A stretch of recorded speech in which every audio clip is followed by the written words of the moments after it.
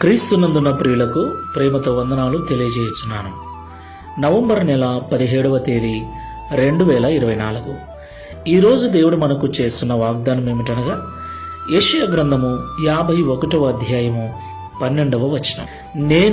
నేనే మిమ్ము నోదార్చువాడను, చనిపోవు నరునికి, తృణమాత్రుడగు నరునికి ఎందుకు భయపడుదువు? ఆమేన్.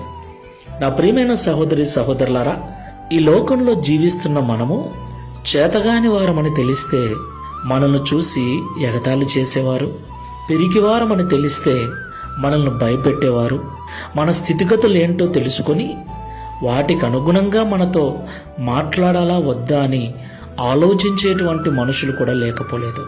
ఒక మాటలో చెప్పాలంటే ఈ లోకంలో మనల్ని అర్థం చేసుకొని మనల్ని ధైర్యపరిచి మనల్ని బలపరిచి మన స్థితిగతులను బట్టి ఓదార్చే వారి కంటే ఈ లోకంలో మనల్ని భయపెట్టేవారు, అవమానపరిచేవారు, ఇబ్బందిని కలిగించేవారే ఎక్కువ ఉన్నారు. నా ప్రియమైన సహోదరి సహోదరులారా, ఈ లోకంలో ఉన్న మనుషులు మనలాంటి వారే. మన స్థితి కంటే వారి స్థితి బాగా ఉండొచ్చేమో, మనకంటే డబ్బు వారికి ఎక్కువగా ఉండొచ్చేమో, మనకంటే వారు బాగా బ్రతుకుతూ ఉండొచ్చేమో, కానీ వారు కూడా మనుషులే. ఏదో ఒకరోజు మనవలే ఈ లోకము నుండి వారు కూడా చనిపోవలసిన వారే.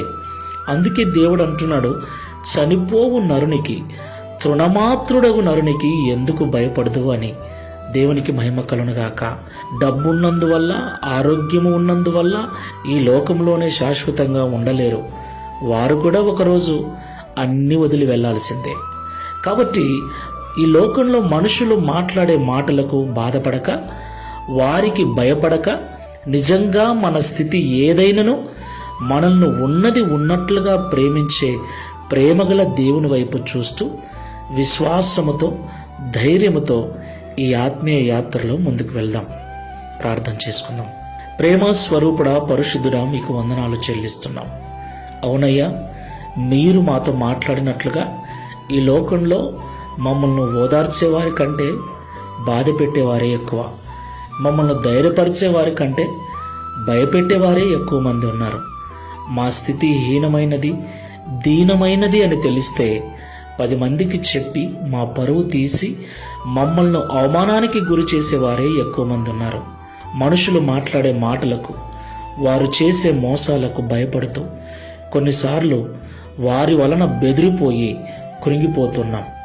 వారు కూడా ఒకరోజు మరణించేవారేనని, ఏమున్నా అన్ని వదిలేసి మట్టిలో కలిసిపోయేవారేనని, ఇక మీదట మనుషులను, వారి మాటలను పట్టించుకోక నీ వైపు చూస్తూ విశ్వాసముతో ముందుకు వెళ్ళటకు, ధైర్యముతో ప్రార్థనాపూర్వకంగా ముందుకు వెళ్ళటకు సహాయము చేయమని యేసుక్రీస్తు ప్రభుల వారి నామములో ప్రార్థించి వేడుకుంటున్నాము తండ్రి. Amen. Praise the Lord. God bless you.